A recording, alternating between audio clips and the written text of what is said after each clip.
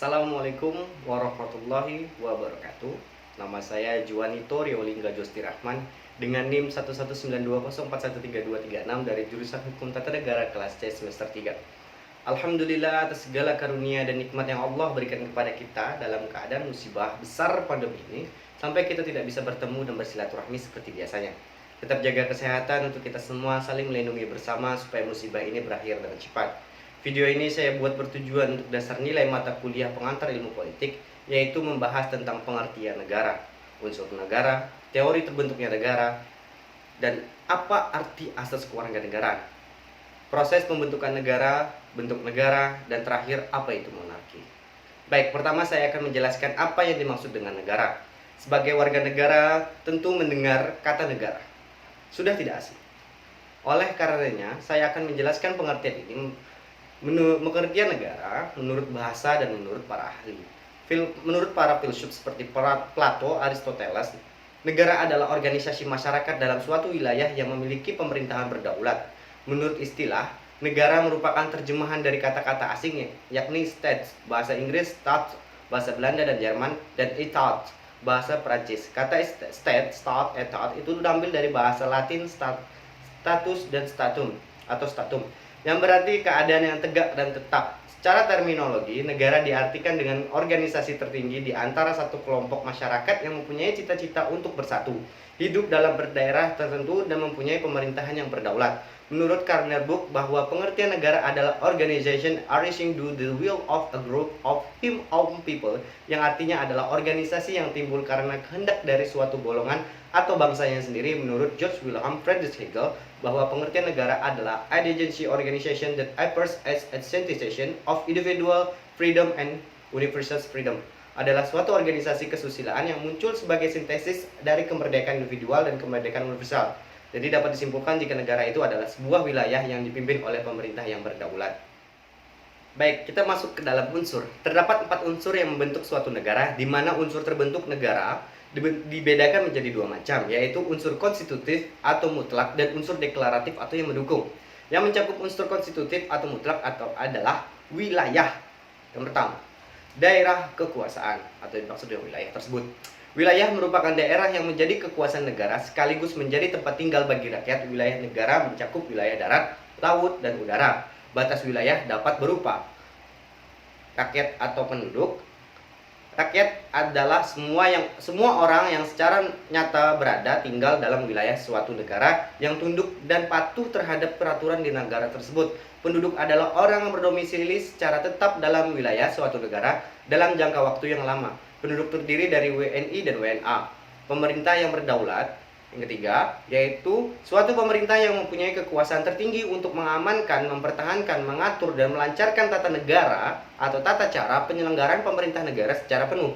Di luar unsur mutlak, di atas masih berpendapat unsur deklaratif. Contoh unsur deklaratif adalah tujuan negara, undang-undang dasar, pengakuan dari negara lain secara de jure ataupun secara de facto, serta masuknya negara dalam perhimpunan bangsa-bangsa atau PBB. Terdapat 2 jenis pengakuan, yaitu secara de facto adalah pengakuan atas fakta adanya suatu negara telah terbentuk berdasarkan adanya rakyat, wilayah, dan pemerintah yang berdaulat. De jure adalah pengakuan berdasarkan pernyataan resmi menurut hukum internasional, sehingga suatu negara mendapatkan hak-hak dan kewajiban sebagai anggota keluarga bangsa-bangsa di dunia. Baik, kita masuk tentang teori terbentuknya negara. Teori kontrak sosial atau social contract atau teori perjanjian masyarakat. Teori ini merupakan bentuk perlawanan atas kekuasaan raja atau penguasa yang menganggap memiliki kekuasaan mutlak akibat kepercayaan sebagai titisan Tuhan. Teori ketuhanan adalah teori yang ada saat agama-agama besar telah tersebar ke dunia ini, contohnya Islam dan Kristen. Teori ini sesuai dengan namanya, yaitu tentu saja dipengaruhi oleh paham keagamaan. Yang ketiga adalah teori kekuatan. Negara yang pertama adalah hasil dominasi dari komunikasi yang kuat terhadap kelompok yang lemah. Negara terbentuk dengan penaklukan dan penduduk dari suatu kelompok etnis yang lebih kuat atas kelompok etnis yang lebih lemah. Dimulailah proses pembentukan negara. Yang keempat adalah teori organis. Menurut Dede Rosyada dan kawan-kawan mengumumkan konsep organis tentang hakikat dan asal mula negara adalah suatu konsep biologis yang melukiskan negara dengan istilah-istilah ilmu alam. Negara dianggap atau disamakan dengan makhluk hidup, manusia atau binatang individu yang merupakan komponen-komponen negara dianggap sebagai sel-sel dari makhluk hidup itu. Kehidupan korporal dari negara dapat disamakan sebagai tulang belulang manusia, undang-undang sebagai urat syaraf, raja kaisar sebagai kepala, dan para individu sebagai daging makhluk itu. Yang kelima adalah teori historis.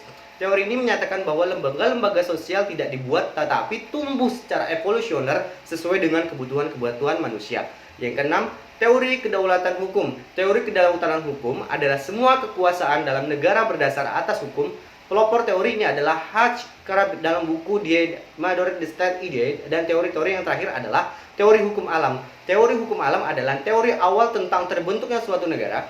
Teori ini menurut sejarah ada pada zaman Plato dan Aristoteles. Menurut teori ini terjadi negara adalah hal yang natural atau alami. Segala sesuatu yang terjadi sesuai dengan hukum, baik yang tergantung dengan negara ataupun pemerintahan itu tersendiri. Baik, kita menentukan cara kewarganegaraan seseorang. Apa itu asas kewarganegaraan? Kewarganegaraan dalam arti yuridis ditandai dengan adanya ikatan hukum antara orang-orang dengan negara. Adanya ikatan hukum itu menimbulkan akibat-akibat hukum tertentu, yaitu orang tersebut berada di bawah kekuasaan negara yang bersangkutan. Tanda dari adanya ikatan hukum tersebut antara lain akta kelahiran, surat pernyataan, dan bukti kewarganegaraan. Pengertian asas kewarganegaraan adalah dasar hukum bagi kewarganegaraan untuk penduduk warga sebuah negara. Orang yang sudah memiliki kewarganegaraan tidak jatuh pada kekuasaan atau wewenang negara lain, jadi negara lain tidak berhak memperlakukan kaidah-kaidah hukum kepada orang yang bukan warga negaranya.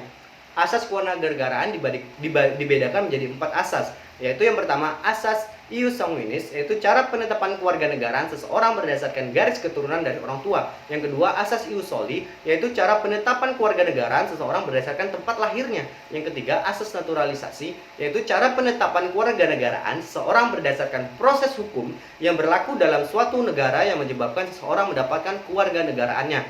4. Asas persamaan hukum dan derajat berdasarkan perkawinan. Baik, kita akan membahas tentang proses pembentukan negara. Yang pertama adalah okupasi. Adalah kelompok orang atau suku yang menempati suatu wilayah kosong lalu membentuk sebuah negara baru.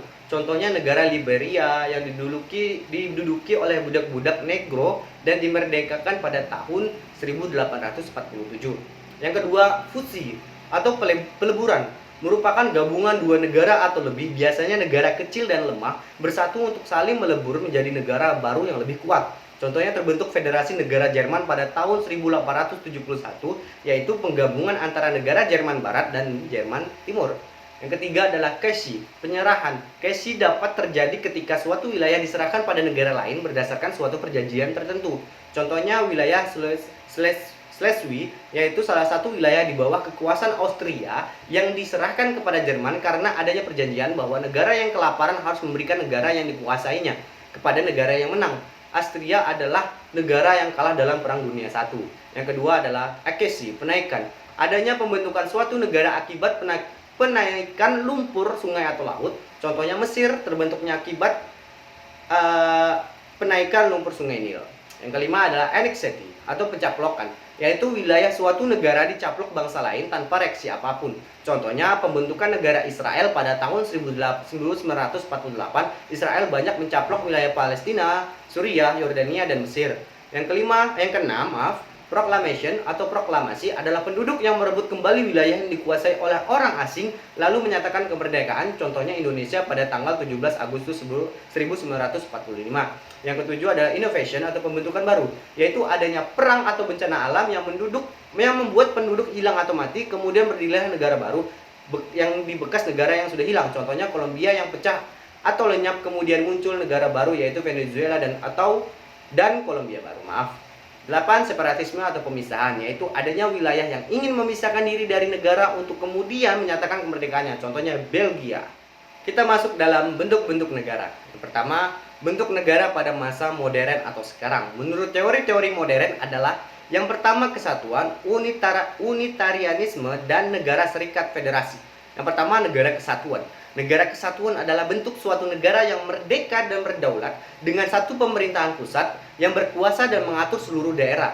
Namun dalam pelaksanaannya, negara kesatuan ini terbagi ke dalam dua macam sistem pemerintahan, yaitu sentral dan otonomi. Yang dimaksud dengan negara kesatuan dengan sistem sentralisasi adalah pemerintahan yang langsung dipimpin oleh pemerintahan pusat, sementara pemerintahan daerah di bawahnya melaksanakan kebijakan pemerintahan pusat. Model pemerintahan Orde Baru di bawah pemerintahan Presiden Soeharto adalah salah satu contoh sistem pemerintahan model ini. Yang kedua adalah negara kesatuan dengan sistem desentralisasi adalah penyerahan wewenang dari pemerintahan pusat ke daerah. Contohnya, kepala daerah diberikan kesempatan dan kewenangan untuk mengurus urusan pemerintahan di wilayah sendiri. Sistem ini dikenal dengan sistem otonomi daerah atau Swatatantra. Sistem pemerintah negara Malaysia dan pemerintah pasca Orde Baru di Indonesia dengan sistem ekonomi khusus dapat dimasukkan ke dalam model ini. Yang kedua adalah negara serikat. Negara serikat atau federasi merupakan bentuk negara gabungan yang terdiri dari beberapa negara bagian dari sebuah negara serikat. Pada mulanya negara-negara bagian tersebut merupakan negara yang merdeka, berdaulat dan berdiri sendiri. Setelah menggabungkan dengan negara serikat, dengan sendiri negara tersebut melepaskan sebagian dari kekuasaannya dan menyerahkannya kepada negara serikat. Penyerahan kekuasaan dari negara-negara bagian kepada negara tersebut atau negara serikat dikenal dengan istilah limitatif, satu demi satu, di mana hanya kekuasaan yang diberikan oleh negara-negara bagian saja. Delegasi power yang menjadi kekuasaan negara serikat. Namun pada perkembangan selanjutnya negara serikat mengatur hal yang bersifat strategis seperti kebijakan politik luar negeri, keamanan dan pertahanan negara. Poin yang kelima yang terakhir adalah tentang bentuk-bentuk monarki. Sebelumnya saya akan menjelaskan dulu apa yang dimaksud dengan monarki. Monarki adalah bentuk pemerintahan yang kekuasaannya dipegang oleh seorang raja atau kaisar, dan ada 3 jenis bentuk pemerintahan monarki, yaitu monarki absolut, monarki konstitusional, dan monarki parlementer. Yang dimaksud dengan monarki absolut adalah bentuk pemerintahan yang dipimpin oleh raja yang sah, ratu, atau kaisar. Kekuasaan penguasaan tidak terbatas. Ada beberapa contoh negara yang menganut sistem ini, yaitu Brunei Darussalam, Arab Saudi, dan Swaziland. Dan yang dimaksud dengan monarki konstitusional adalah bentuk pemerintahan yang dipimpin oleh seorang raja, tetapi kekuasaannya dibatasi oleh undang-undang dasar atau konstitusi tertentu. Contoh negara yang pernah menganut sistem ini adalah Jepang, Spanyol, Denmark. Dan yang terakhir adalah monarki parlementer, adalah bentuk pemerintahan yang dipimpin oleh tangan parlemen. Contoh negara yang pernah menganut sistem ini adalah Belanda dan Inggris. Terima kasih. Assalamualaikum warahmatullahi wabarakatuh.